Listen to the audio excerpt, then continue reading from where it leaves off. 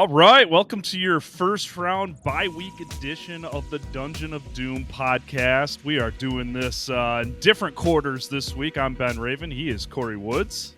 What up, though? There he is. And we're going to get into another mailbag podcast here, courtesy of our Subtext Insider texting program.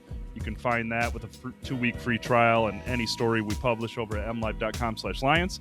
That's where all the questions for this week's podcast come from. So check it out. Give us some love there. But we got a couple things to talk about first. The Lions, they are off this week, waiting for the wild card results this weekend to see who they will face. But the road to the Super Bowl goes through Detroit, man. They did it. They beat the Vikings. They're back-to-back NFC North champs. They are number one seeds. They are supposed to get David Montgomery back for the divisional round. The injuries for Kevin Zeitler and Terrion Arnold sound positive, so don't look now, but the Lions are getting healthy. That was what we were talking about with this back end of the season, about the Lions getting healthy at the right time, and they're getting some key pieces back right before the divisional. And if those guys were able to go ahead and suit up, it can only be good things for them, because we were talking about missing some of those guys. So, yeah, David Montgomery coming back is going to be huge. The news on Terrion Arnold, that's one big thing that is really, really promising, because it sounded pretty bad. Well, it looked pretty bad when it first happened, but just to be able to see everything pan out afterwards, you see him dancing on TikTok without a care in the world. I think we're safe to say he should be in the clear. Yeah, and Arnold has more or less pledged to play in that game, and I know players say stuff like that all the time, but man, the reports that it's just a foot contusion and that he's day-to-day, I mean, he needed help off the field. He needed help to the bench. He needed help from the bench to the cart, and all the replays looked terrible, so it was like, what? A contusion? That's fantastic news. So, yeah, that's good news. Ennis Rakestraw has a chance to be back, so depth is coming. Starters are coming. It's all good. And I mean, I know people are like, oh, I wonder what the backfield's going to look like with Montgomery back. I mean, I think you see what the backfield's going to look like. It's going to be the Jahmyr Gibbs show, and David Montgomery is going to boost those other carries that are going to other guys. And that's no offense to Craig Reynolds or Jamar Jefferson or Sion Vaki, because Craig Reynolds and Jefferson have been great, and Vaki's great on special teams. But man, you get David Montgomery back to that backfield, that's dangerous. I mean, he is just a king in those short yardage situations. And I mean, anything you can do to get that running game continuing to go the way it is right now is a good thing. But like, don't get lost in anything. Jahmyr Gibbs is a superstar. The way he's playing right now is unbelievable. 3 straight games with 100 yards rushing, 4 touchdowns against the Vikings, man. They are in good hands with or without Montgomery. And that's no offense to him. That's just how good Gibbs has been.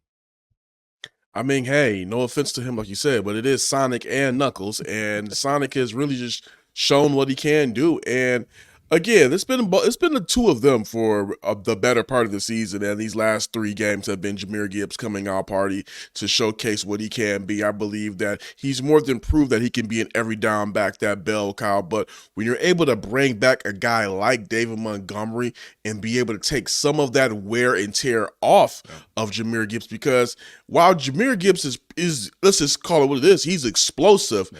It's not like David Montgomery isn't explosive when he can't be any either. So it's just being able to have the both of them is just an overload of riches for this Lions offense, and it can only be good things. As I've tried to beat into people's heads, yeah, Gibbs is a star. Yes, Gibbs is the sexy running back of those two, but David Montgomery has 25 touchdowns in 28 games for the Lions. It's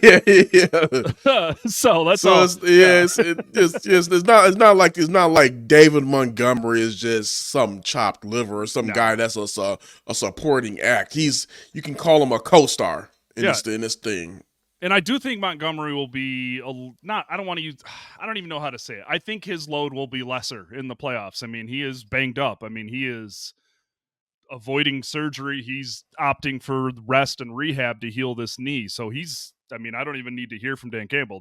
He's not going to be 100%, but nobody is this time of year, like Alex Anzalone told us last year. And I mean, Anzalone's out there playing with a steel plate in his forearm, leading the team with tackles and shutting down TJ Hawkinson in coverage. So I think if you can get to a point where you're comfortable and you can get on the same page with the training staff and the coaching staff and your own thoughts, goals, and beliefs. I mean, I think Anzalone is the perfect blueprint for how you can still contribute. Now, I don't expect Montgomery to play every freaking snap like Anzalone did, but if he Yeah. can play, he can play. I mean, last year, what did Dan Campbell say? There is no guarantee that you guys will get back to this moment. And they have not gotten back to the NFC Championship, but they are back in the divisional, and they're in a situation that this franchise has never been in. They're having the road to the Super Bowl go through Detroit as long as they take care of their business. So I believe when you have a guy like Anzalone, you have a guy like David Montgomery that are ultimate competitors. Yes, they did suffer some injuries. Yes, they are pretty banged up, but when you have the Super Bowl right there in your view, and the road is going through playing inside of Ford Field, I think guys just kind of magically heal up with that on the line.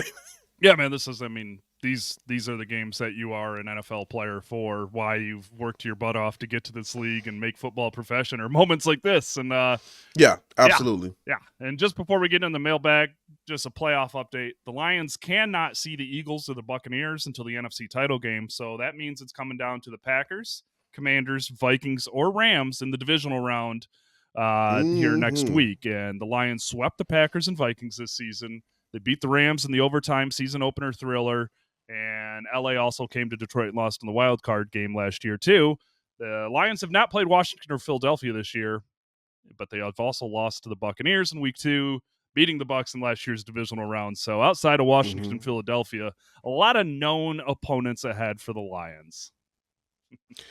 Whew, I have my picks, but we're going to get into that later on, so I don't want to go ahead and tip my cap on that, but that is just, I would say this. Well, hold on. Let me just double check one thing. Nope, that's still going into my picks. Nope, I'm gonna chill out for a second. I'm gonna hold I was gonna say we got pick questions 5 different ways in this week's mailbag, but let's get into the mailbag. John A is gonna lead us off. Once again, these are submitted through the Insider texting program, the Dungeon of Doom texting. Text that out. Subtext: is the strong performance of the defense in the Vikings game something that can be repeated in the playoffs? Or will we revert to what we saw over the last 2 months, and why do you think so? Corey, what are you feeling about that defense? I don't feel that the defense is going to revert to the quote unquote poor performance that they had over the past couple of weeks. I believe with the fact that you got a guy like Alex Anzalone back out there, and then you already got Jalen Reeves-Maybin back about a little bit before that. You're getting some of those veterans back. You had one voice back, now you got another voice back. I believe that's only going to do well for the Lions defense. You got your green dot, your point guard of their defense back out there. You see how well Anzalone looked in coverage. It was like something that it almost looked night and day, like, hey, this is that guy that we've been missing, and I think that whole defense is going to be energized around him. So I don't think they're going to revert back to the poor performance, but I also don't think that the way that they handled the Vikings, limiting them to field goals, keeping them out the end zone, I don't think that is something that they will be able to do again. So I'll go ahead and split down the middle and just say, hey, I think they're going to be solid. Yeah. I think that for them, getting takeaways is going to be paramount for them this postseason, because I think if they are not able to manufacture takeaways, I think that they could be taken advantage of. But I'm going to go down the middle. I'm not going to say poor. I'll say they'll be solid. Yeah, I think you'll see the defense that was there the first month and a half of the season. And I mean, the reason why I kept talking about why they need an Anzalone back is because you look to the Buffalo game and how they got shredded by tight ends, and you look to the Niners game, how they got shredded by tight ends and leaking running backs. And you know that the stuff that Anzalone handles is how this defense was getting shredded in those couple of weeks. And I mean, yeah, it's not going to be giving up 3 points on 3 trips inside the 10-yard line. That is not sustainable by nearly anyone in NFL history. But Anzalone being back, being able to handle their top tight end, maybe a slot guy in coverage, while Jack Campbell gets to do what Jack Campbell does, and Brian Branch gets to do what he does. As long as Terrion Arnold is healthy and playing, I think that that they can replicate things that they did. High pressure, man coverage. The formula is there. That's how Aaron Glenn wants to play anyway. He just did it more against the Vikings. More man coverage, more blitzing. And I think you will see more of that in the postseason, just because with Anzalone back in the fold, this defense can be aggressive again because you've got another bankable coverage guy. I mean, that's what it is, guys. I mean, you're taking away a tight end. TJ Hawkinson, he's healthy. He's good. Anzalone was frustrating him that entire game. 2 catches on 9 targets? Come on. I mean, that's an NFL playoff offense right there. That's a 14-win team. So don't expect the elite, crazy levels of performance that they did against the Vikings, but what they did in terms of how they did it is repeatable, and I think that they will tap back into that well. Absolutely. And then also on top of it, they got the bye week, so guys have a week off the heel, another week of chemistry building. I just believe that they'll be able to perform solid to good enough to be able to win games. Yes. Yeah, exactly. Ryan Comic in Grand Rapids says, what an amazing event to be at Sunday night. So glad I got to experience it with my 9-year-old son. Got me thinking how far the Lions have come as an organization. Outside of these last 2 years, what were your greatest memories of the Lions when growing up in the state? How about you, Corey? Ooh, that is that's a very tricky one. Because I'm trying to rack my brain and think about it. I'll just say my greatest memory, just anytime Calvin Johnson stepped on the field and just did what he did. I mean, I'm gonna cop out. It was just a real treat to see him just play off rip. The one thing that kind of sticks out of my mind when I talk about Calvin Johnson is that catch over 3 guys against the Cowboys. Yeah. I mean, just man, it was. And then I think there's another game. Correct me if I'm wrong. I believe Stafford had a comeback performance against the Raiders. That was a real big one. Also, I mean, you got to think about Stafford when he threw the touchdown and like it's gone. Nothing's there. So some of those moments stick out in my mind. But I mean, obviously we're on the journalism side of it. But I'm pretty sure those moments pale in comparison to what fans are experiencing right now. Yeah, I'm taking the cop-out answer, too. I mean, it was, you and I are both old enough to remember a little bit of Barry and all of Kelvin, and I mean, that's the highlight. Those 2 guys playing for the Lions, I mean, that was the highlight growing up. It was like, no matter what happened or whatever, I mean, how bad the teams were and stuff like that, you know, you still got to watch Barry, you still got to watch Kelvin, and I mean, yeah, I was even in journal, but that NFL Films video of Stafford against the Browns and that comeback and the injury, like, that still gives me chills on my arms to this day. So that's up there too. And that wasn't even from my time growing up. I was already in the field, but like, that's just such like an iconic moment that's got to get a mention too. So yeah, good stuff. Good stuff. Yeah. I would say Sunday night had to be up there for a lot of people outside of those playoff games. That was a special environment, man. Woo. That was something different. Like I was telling a couple of friends, I'm like, that is, as far as how loud it was, I had to compare that to the playoff games last year.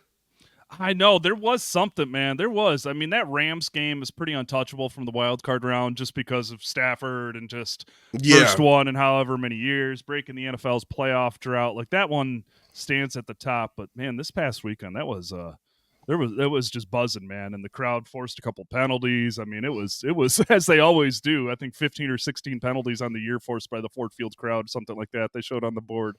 That's not nothing. Oh, but yeah, let's Chris wants us a bunch of questions about predictions on this weekend's wild card games. I'll lead us off on this one. Vikings at Rams, I'm taking the Rams. Commanders at Buccaneers, I'm taking the Bucks. Packers at Eagles, I'm taking the Packers. So that would mean Matthew Stafford and the Rams coming back to Detroit for the divisional round. I'm going to go Rams over the Vikings. I'm going to go Commanders over the Buccaneers. Ooh. And I think the Eagles are one and done. I'm going Packers over Eagles. So you got the Green Bay Packers coming to town in the divisional round. That would absolutely be spicy right there. I have a feel.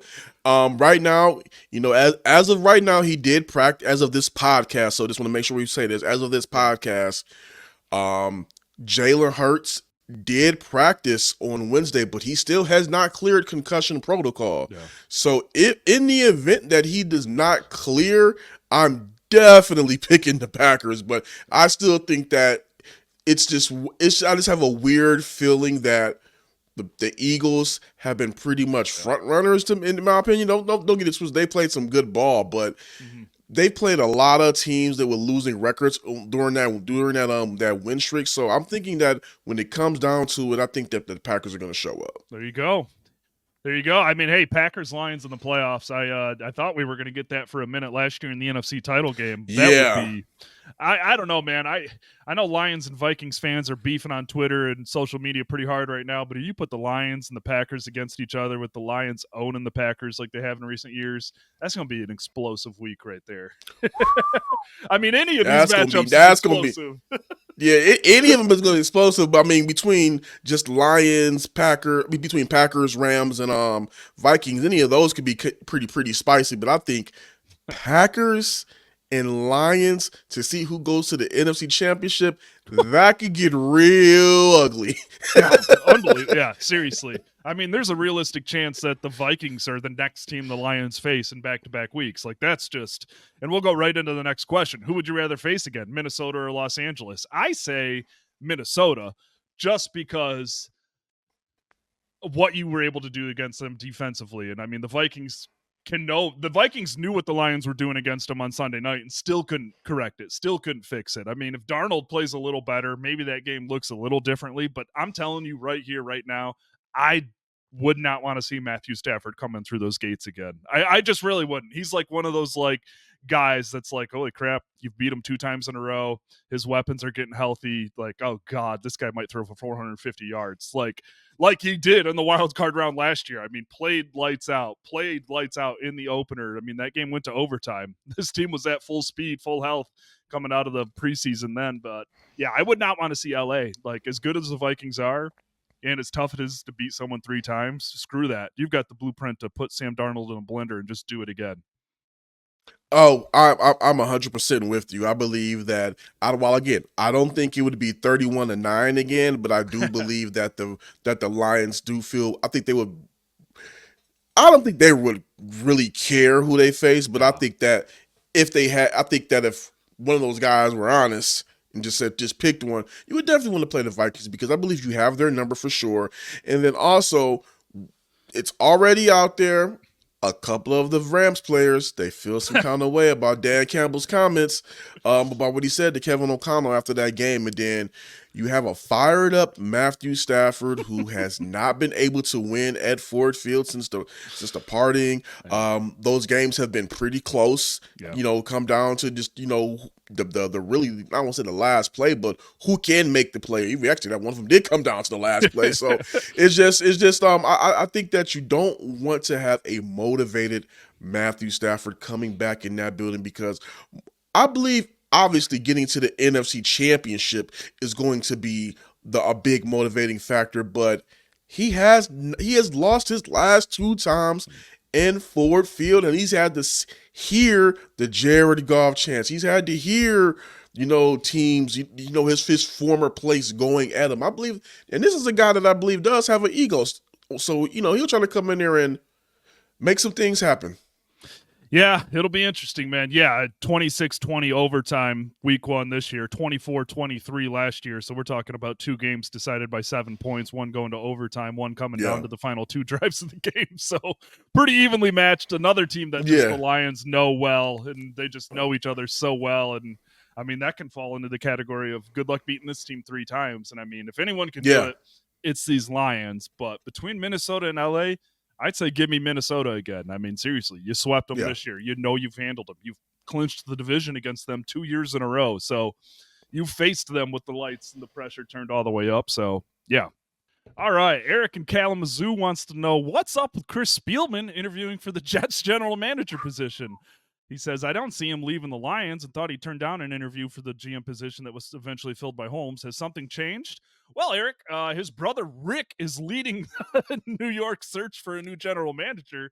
So I do think that aspect has changed. And I mean, the opportunity to be a general manager, I mean, you can say what you want about the dumpster fire that is the New York Jets, but New York market, general manager with some sexy young pieces, the opportunity to send Aaron Rodgers into the abyss. I don't know, man. The things that Spielman has done in Detroit, I mean, he's a legend. He's a member of the Pride of the Lions. He works with the football side. He works with the coaches. He works with the front office. He works with the business side. And I mean, guys like Ben Johnson and Calvin Shepard have like praised him multiple times over the last couple of years for being a voice, but not being an overbearing voice. Like when you open the door, he's going to give you everything you got. But Shep even said it like, he's not telling me how to coach my guys. He's not telling me how to coach my linebackers or telling them how to play. So like I mean, top to bottom, everybody there, you can't find a bad thing to be said about Chris Spielman and the Lions organization. And just, I think the simple fact that his brother is leading the Jets search, it is the New York market. It's the chance to do something he hasn't done before. Why not? Why not? I mean, you just said it right there. His brother is leading the search. If my brother is leading the search for a vacant general manager job, why wouldn't I go interview? That's like that's a no brainer. But also too, when you just think about the job that he's done and the role that he's played in turning this Lions team around. I mean, back-to-back 12 win seasons. You know, of course they got 15. I'm saying back-to-back 12 win seasons. They are back-to-back NFC North champions. They are the number 1 seed. Yep. These are all great things on his resume. And let's say they run the table and win the Super Bowl. Now you're able to go ahead and the job is complete in Detroit. Now let me go ahead and see what I can do in a quote-unquote bigger market. I mean, it is New York. It is a bigger market. It is what it is. And just see what I can do in a GM job. I don't think there's anything wrong with that because regardless of how the season plays out, he's done his job as being a voice and an assistant to Sheila Hamp and Rod Wood and Brad and everybody like that in turning this thing around. So, I mean, what's the harm in at least taking an interview to see what the feeling out there is about you should you want to become a general manager? It's the same thing that can be said about head coach jobs. There's only 32 of these in the world, man. And like you said, perfectly said, he did his job. You know what he did? He helped hire Brad Holmes and Dan Campbell. Good job. It's like, I mean, I'm leaving Detroit. He would be leaving Detroit in a better place than it was before he got there. I mean, goodness. I mean, that's all you ask for. Get that man a statue outside Ford Field for hiring absolutely. guys. Absolutely. I mean, seriously, what he has helped do in Detroit, behind the scenes, in front of the scenes. I love to joke about he's wearing weight vests walking around the football field in training camp. I left it out.